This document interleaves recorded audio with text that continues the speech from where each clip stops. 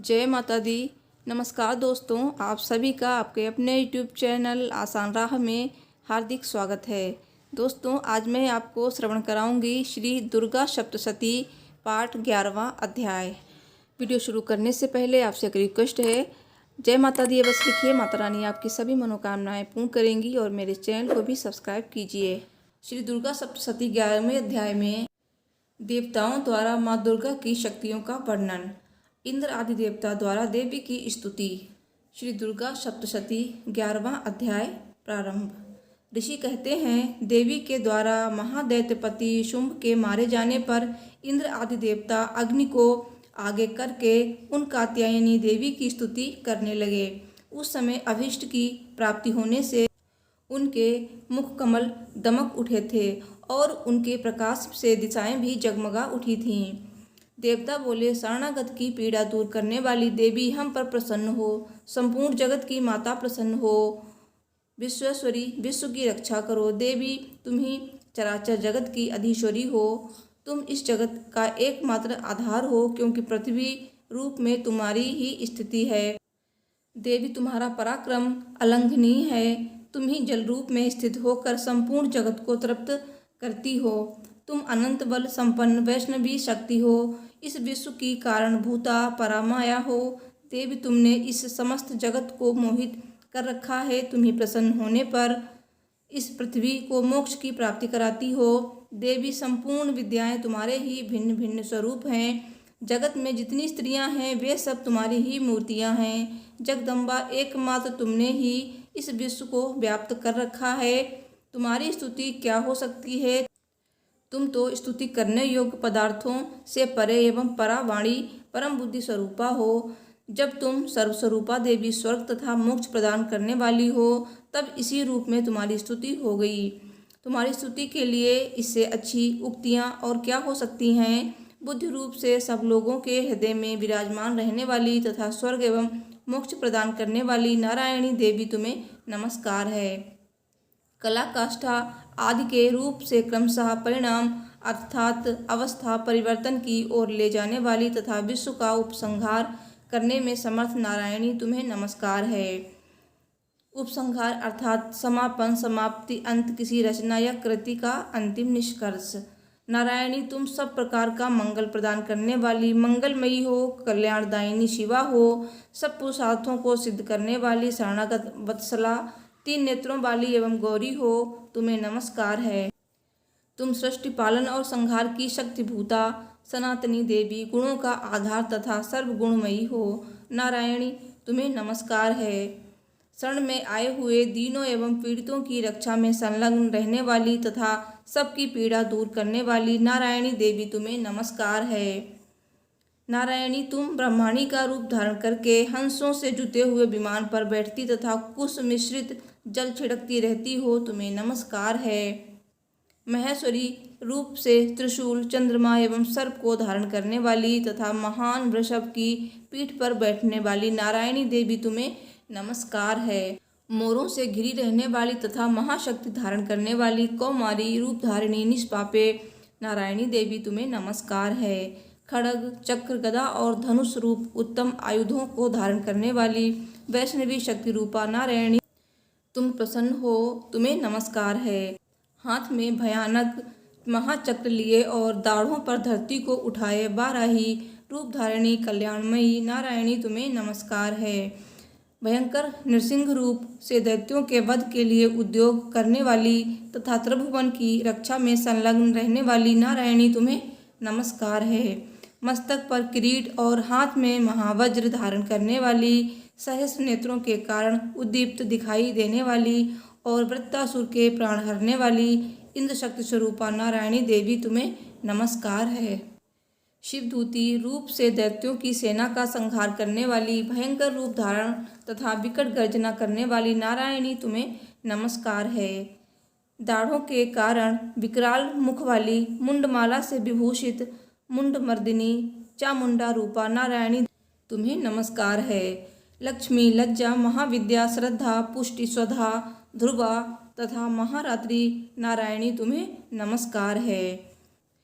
मेधा, सरस्वती, श्रेष्ठा, ऐश्वर्य रूपा, पार्वती, महाकाली, नियता तथा ईशा, सबकी अधीश्वरी रूपिणी नारायणी तुम्हें नमस्कार है। सर्वस्वरूपा, सर्वेश्वरी तथा सब प्रकार की शक्तियों से संपन्न दिव्य रूपा दुर्गे देवी, सब भयों से हमारी रक्षा करो, तुम्हें नमस्कार है। हे कात्यायनी, ये 3 लोचनों से विभूषित तुम्हारा सौम्य मुख सब प्रकार के भयों से हमारी रक्षा करे, तुम्हें नमस्कार है। भद्रकाली, ज्वालाओं के कारण विकराल प्रतीत होने वाला, अत्यंत भयंकर और समस्त असुरों का संहार करने वाला तुम्हारा त्रिशूल भय से हमें बचाए, तुम्हें नमस्कार है। देवी, तुम्हारा घंटा जो अपनी ध्वनि से समूचे जगत को व्याप्त करके दैत्यों के तेज नष्ट करता है, हम लोगों की पापों से उसी प्रकार रक्षा करें जैसे माता अपने पुत्रों की बुरे कर्मों से रक्षा करती हैं। चंडिके, तुम्हारे हाथों में सुशोभित खड्ग जो असुरों के रक्त और चर्बी से चर्चित है, हमारा मंगल करे, हम तुम्हें नमस्कार करते हैं। देवी, तुम प्रसन्न होने पर सब रोगों को नष्ट कर देती हो और कुपित होने पर मनोवांछित सभी कामनाओं का नाश कर देती हो। जो लोग तुम्हारी शरण में जा चुके हैं उन पर विपत्ति तो आती ही नहीं, तुम्हारी शरण में गए हुए मनुष्य दूसरों को शरण देने वाले हो जाते हैं। देवी अंबिके, तुमने अपने स्वरूप को अनेक भागों में विभक्त करके नाना प्रकार के रूपों से जो इस समय इन धर्मद्रोही महादैत्यों का संहार किया है, वो सब और दूसरा कौन कर सकता है। विद्याओं में ज्ञान को प्रकाशित करने वाले शास्त्रों में तथा आदि वाक्यों में, वेदों में तुम्हारे सिवा और किसका वर्णन है। जहाँ राक्षस, भयंकर विषैले सर्प, शत्रुगण, लुटेरों की सेना और दावानल हो वहाँ, तथा समुद्र के बीच में भी साथ रहकर तुम विश्व की रक्षा करती हो। विश्वेश्वरी, तुम विश्व का पालन करती हो, विश्व रूपा हो इसलिए संपूर्ण विश्व को धारण करती हो। तुम भगवान विश्वनाथ की भी वंदनीय हो। जो लोग भक्तिपूर्वक तुम्हारे सामने मस्तक झुकाते हैं, वे संपूर्ण विश्व को आश्रय देने वाले होते हैं। देवी, प्रसन्न हो। जैसे इस समय असुरों का वध करके तुमने शीघ्र ही हमारी रक्षा की है, उसी प्रकार सदा हमें शत्रुओं के भय से बचाओ। संपूर्ण जगत का पाप नष्ट कर दो। पापों के फलस्वरूप प्राप्त होने वाले महामारी आदि बड़े बड़े उपद्रवों को शीघ्र दूर करो। विश्व की पीड़ा दूर करने वाली देवी, हम तुम्हारे चरणों पर पड़े हैं, हम पर प्रसन्न हो। तो लोक निवासियों की पूजनीय परमेश्वरी, सब लोगों को वरदान दो। देवी बोली, देवताओं में वर देने को तैयार हूँ, तुम्हारे मन में जिसकी इच्छा हो वो वर मांग लो। संसार के लिए उस उपकारक वर को मैं अवश्य दूंगी।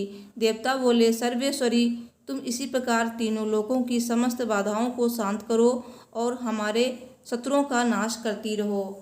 देवी बोली, देवताओं, वैवस्वत मनवंतर के 28वें युग में शुंभ और निशुंभ नाम के 2 अन्य महादैत्य उत्पन्न होंगे।